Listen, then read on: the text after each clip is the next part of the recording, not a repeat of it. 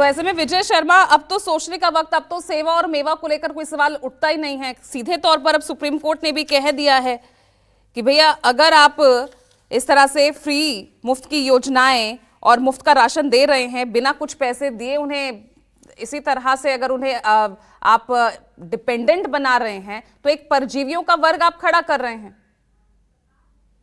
जिस मुफ्त योजना, राशन योजना को लेकर आप लगातार इसे जन कल्याणकारी कह रहे थे, उसी को लेकर ये टिप्पणी सख्त की गई है ना सुप्रीम कोर्ट की तरफ से। देखिए पूजा जी, सबसे पहले प्रधानमंत्री जी ने हमारे ये बात रखी थी पब्लिक मीटिंग में कि फ्री बीज बंद होनी चाहिए, और बिल्कुल हम सहमत है इस बात से, और सुप्रीम कोर्ट भी इसी बात पर मोहर लगा दी हमारी जो प्रधानमंत्री जी ने बोली है। अब मैं बता देता हूं, जिस तरह से राजीव जी ने विश्लेषण किया, मैं इनकी कुछ बातों से सहमत नहीं हूं।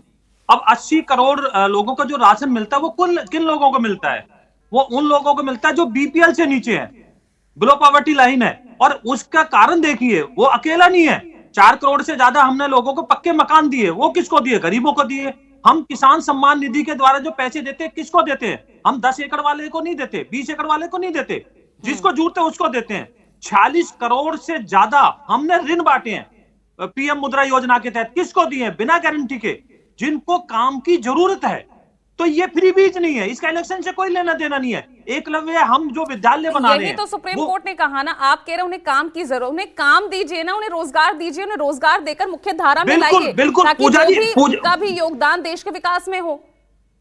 पूजा जी, यही तो मैं बता रहा हूं कि 1.4 करोड़ युवाओं को पीएम कौशल योजना के तहत हम वो बना रहे हैं कि वो अपना व्यापार कर सकें, अपना किसी भी तरह का लोगों को रोजगार दे सकें। वही तो मैं बता रहा हूं आपको कि किस तरह से हम लोन दे रहे हैं, विदाउट गारंटी का दे रहे हैं कि वो अपना व्यापार करें। और 25 करोड़ लोगों को गरीबी की रेखा से कैसे हमने बाहर किया? इसलिए किया, और दोबारा वो गरीबी रेखा में ना चले जाएं। ये तो आंकड़ा ही समझ नहीं आता ना विजय जी। 25 करोड़ लोगों को आप गरीबी रेखा से निकाल रहे हैं, फिर 81 करोड़ 35 लाख लोगों को आप राशन दे रहे हैं, वो गरीबी रेखा में आते हैं। ये तो आंकड़ा ही नहीं समझ में आता ना, ये तो कंफ्यूज कर देता है। वो दोबारा गरीबी रेखा में ना चले जाए। एक क्लास तैयार कर दी है हमने कि उनको हर, जैसे नल से जल, उज्ज्वला योजना के तहत आपने देखा होगा महिलाओं का गरीब कितना बुरा हाल था गांवों में, विदाउट शौचालय के क्या हाल था। महिलाएं दिन में वेट करती थी अंधेरा हो जाए तब शौच के लिए जाती थी। और मोदी जी ने 2014 में बोला था, प्रधानमंत्री बनने से पहले बोला था कि देवालय से पहले शौचालय। तो ये बातें हमें बड़े ईमानदारी के साथ, अब इलेक्शन हो चुका है दिल्ली में, और आपने देखा होगा इलेक्शन के दौरान भी हमारे नेताओं ने, 2-3 नेताओं ने बोला था कि भाई हम जरूरतमंदों को देंगे जो भी कल्याणकारी योजनाएं देंगे। का देश पर कर्ज है और 10 लाख करोड़ मुफ्त की रेवड़ियों पर केंद्र सरकार और तमाम राज्य सरकारें खर्च करती हैं। समझ रहे हैं आप? देखिए पूजा जी, जो आप बात कर रहे हैं कर्ज की, वो कर्ज इस तरह का नहीं है कि हम जो राशन बांट रहे हैं उसके लिए हम कर्ज ले रहे हैं। हम कर्ज ले रहे हैं एक्सप्रेसवे बनाने के लिए। आज हमने जाल बिठा दिया पूरे देश में, चाहे बॉम्बे बड़ोदरा हो, चाहे देहरादून तक एक्सप्रेसवे हो, चाहे कटरा तक एक्सप्रेसवे हो, चाहे ईस्टर्न पेरिफेरल हो, चाहे द्वारका एक्सप्रेसवे हो। इस तरह के हमने जाल बैठाए। किस तरह के हम एम्स बना रहे हैं, कितनी सीटें बढ़ा दी है हमने। किस तरह से हमने जम्मू कश्मीर से लेकर अरुणाचल प्रदेश तक टनल बनाए, सड़क बनाए, चाइना बॉर्डर पे, पाकिस्तान बॉर्डर पे। किस तरह से हमने सेना का आधुनिकीकरण किया, किस तरह से हम चिकित्सा दे रहे हैं लोगों को, किसानों को यंत्र दे रहे हैं। तो ये सब चीजें हैं, हम साथ लेके चल रहे हैं, कोई पीछे ना रह जाए। हमारा तो है ज्ञान, आपने देखा होगा गरीब नारी और युवा इस तरह से। तो हमारा एक एक व्यक्ति तक पहुंच है, हम किसी को निकम्मा नहीं बनाना चाहते। ये नहीं कि लेके सबको दे दिया। फिर सुप्रीम कोर्ट ने क्यों कहा कि हम एक परजीवी का वर्ग खड़ा कर रहे हैं? ऐसे लोगों की जमात सुप्रीम कोर्ट ने ठीक कहा, ये तो प्रधानमंत्री जी भी कह चुके हैं।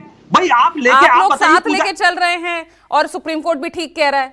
ये तो विरोधाभासी हो गया ना।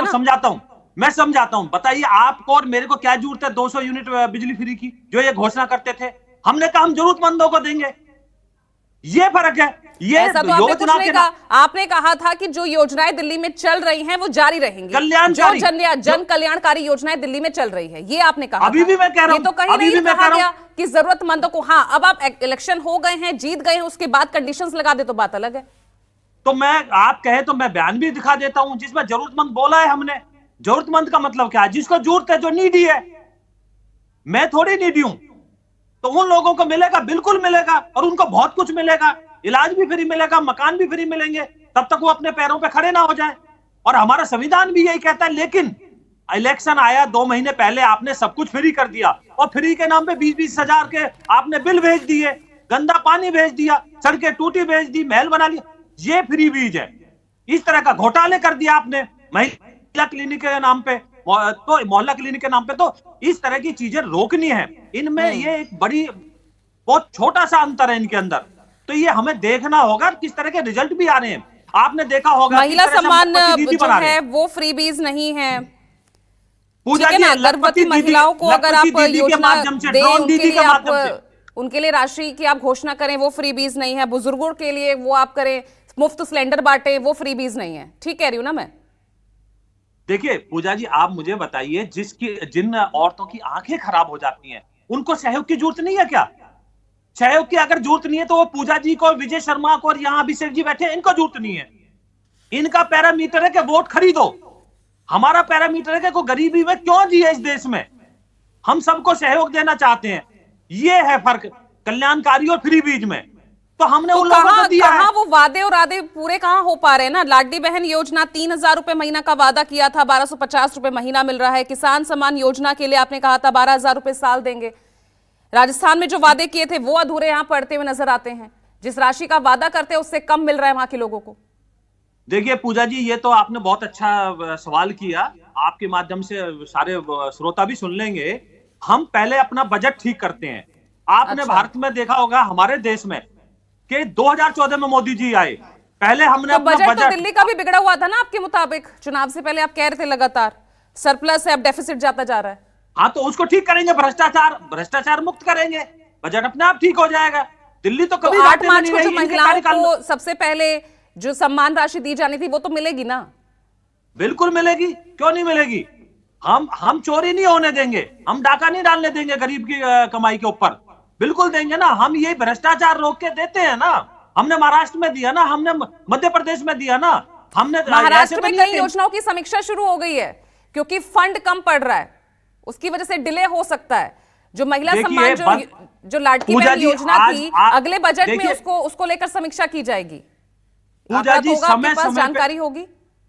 पूजा जी, समय समय पे सारी योजनाओं की समीक्षा होना एक अच्छी बात है, लेकिन रोकना गलत बात है। और जरूरतमंद की रोकना उससे भी ज्यादा गलत बात है। कौन रहा है? रोक कौन रहा है इन योजनाओं को? समय समय पे बदलाव किए जा सकते हैं, लेकिन इस बार की तो योजनाएं भी आपके पक्ष में काम नहीं कर पाई। योजनाएं देखो ना, जिसके बल पर आप लगातार दिल्ली की सत्ता में रहे।